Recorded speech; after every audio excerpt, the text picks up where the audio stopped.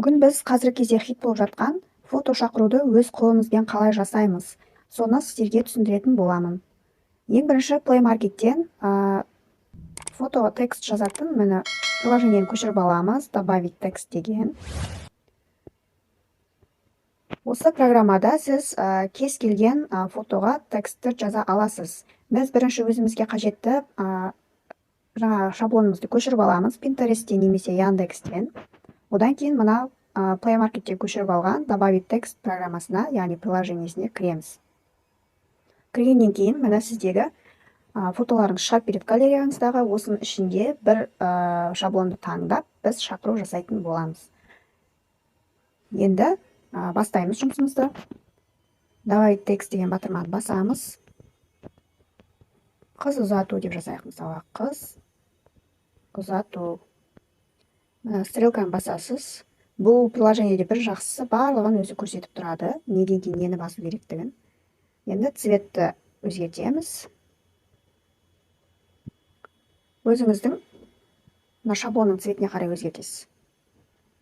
Одан кейін шрифт таңдаймыз. Шрифтті біз мына жерде қазақша шрифттер жоқ, сондықтан сіз загрузкеде тұрған қазақша шрифтті осы жерге көшіріп аласыз. Плюс батырмасын басу арқылы қазақша шрифтті көшіріп аласыз. Міне қыз ұзату. Ұзату дегені белгіленбей алған сияқты. Міне тураланды, осылай қоямыз, және осының жоғарғы жағына қыздың аты жөнін жазу керек бізде. Оны үлкендеу алып, көрінетіндей етіп жазамыз. Мысалы, Айдана деп жазып көрейік. Және оның шрифтін өзгертеміз, және цветін өзгертеміз. Цветін көзге көрінетіндей әдемі етіп жасаймыз. Так, мына жерде енді гүлдің цветі розовый және жапырағы кішкене жасылдау болып тұр ғой. Соған сәйкестендіреміз түсімізді. Мына түс келетін сияқты. Осыны жазып болғаннан кейін Айдана деген есімді үлкен қылып көрсетіп қоямыз. Көзге көрініп тұратындай етіп. Мына қыз ұзату дегенді мына жаққа жазамыз. Міне осылай. Осы жаққа жазбасақ, ато қазір біздің сөздеріміз симай қалайын деп тұр. Енді мына жазу көрінбей қалды ғой. Көрінбей қалғандықтан біз бұны сыртына обводка береміз. Обводка мен көбінесе ақ түсті беремін. Осылай қойсаңыз, уже сіздің жазуыңыз көрініп тұрады. Міне қыз ұзату деп. Осылай қойып қойсаңыз болады. Немесе мына түсін кішкене өзгертеміз, көрінбей тұр. Ой, кешіріңіздер, обводкадан шығамыз. Цветке барамыз. Цветке барып, кішкене көзге көрінетін түске қоямыз. Анықтау көрсетіп тұратын.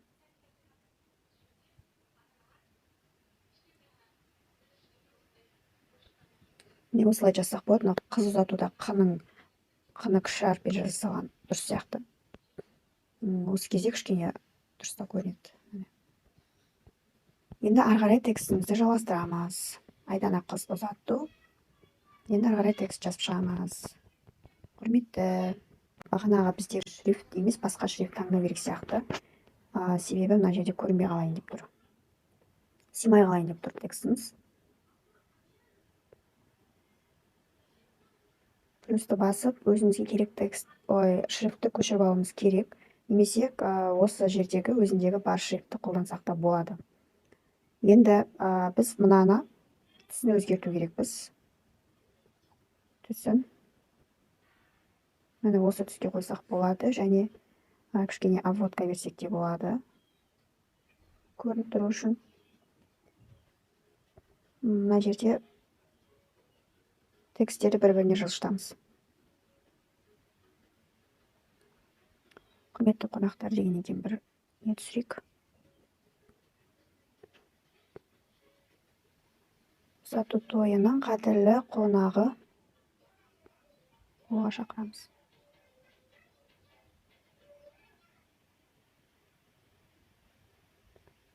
Тойының дегеннен кейін.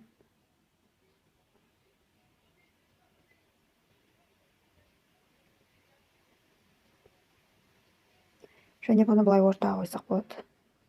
Қазір мына бір шетте тұр, мына осылай ортаға қойсақ болады. Так, енді түсі кішкене көрінбей қалған сияқты. Сіздер қалай болды? ой, обводка емес, цветке кіреміз. Цветке кірген кезде кішкене қанықтау түсіп тұр сияқты, міне осылай.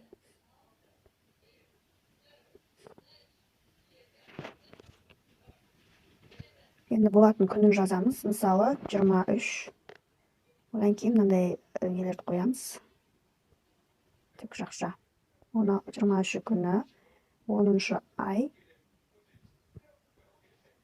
Қайтадан тік жақша қоямыз. 2022 жыл деп қоямыз.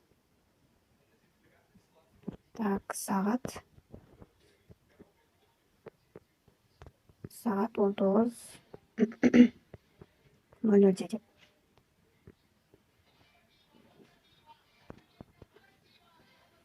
Жанындағыдан тартамыз, былай қойылады мына. Мына жақта былай ескеп жасасаңыз болады, 3D қойсаңыз болады, градиент қойсаңыз болады, фон қойсаңыз болады. Енді өзіңізге қалай ыңғайлы, солай жасап шықсаңыз болады.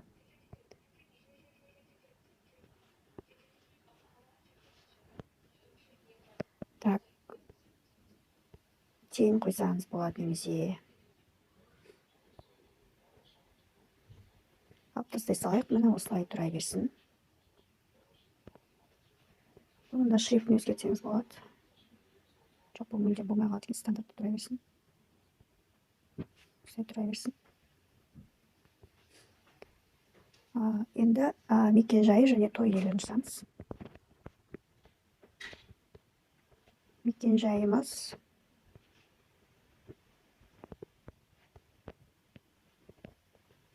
Тараз қаласы,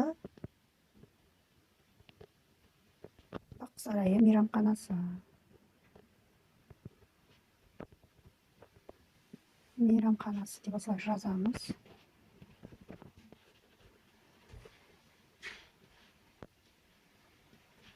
Так, бұның да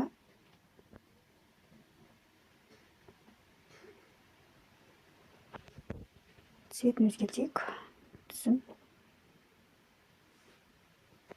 Мүмкін бағанағыдай жасыл қылсақ болады. Мына гүлдің түсіне қарай, осы жерде қандай түстер тұр, соған қарай ауыстыра бересіздер. Кішкене тоже обводка беріп жібереміз, сол кезде анықтау көрінеді текст.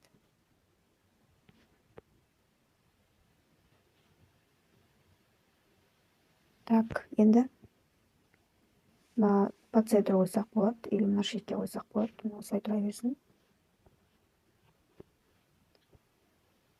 Бақ сарайы мейрамханасы дедік. Енді астына той иелерін жазамыз.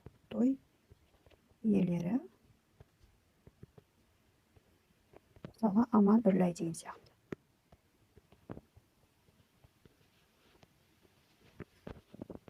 Осылай жазамыз. Осымен біздің фото шақыруымыз аяқталды.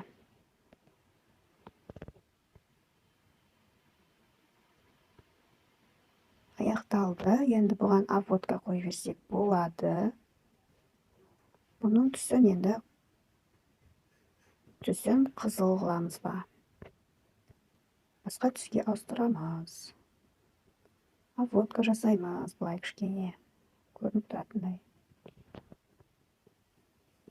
Міне осындай әдемі тойға шақыру шықты. Егер менің видеом ұнаса, комментарий қалдырып, лайк басып, каналыма тіркелуді ұмытпаңыз. Және де менің телеграм каналымның ссылкасын қалдырамын. Сол жерде тегін банбанеркейдің шаблондары бар.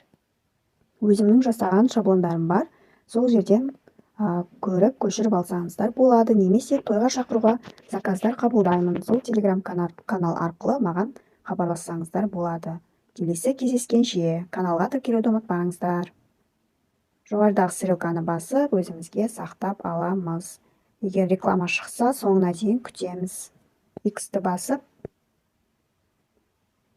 сохранить проект десеңіз, бұл сізде осы текст фото приложениесінде сақталып тұрады. Келесіде осы фото шақыруға заказ түссе, сол проект деген жерден өзгертіп жаза бересіз. Және сохранить фото деп галереяға сақтап қойсаңыз да болады. Немесе проект ретінде келесіде жазатын болсаңыз, солай да сақтап қойсаңыз болады. Сохранить проект деп бірінші проект ретінде сақтап қоямыз.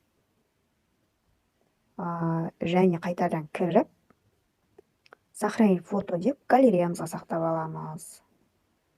қазір JPEG ретінде сақталды. Негізі мен көбінесе PNG ретінде сақтаймын. Сохранить фотоға кіріп, міне PNG десеңіз болады, немесе WebP дегенде сақтасаңыз болады. Солай сохранить етеміз. Міне сізде уже галереяға сақталды. Реклама шықса, рекламаның барлығын жіберіп тастаймыз. Осымен менің сабағым аяқталды. Менің каналыма тіркелуді ұмытпаңыздар. Келесі кездескенше.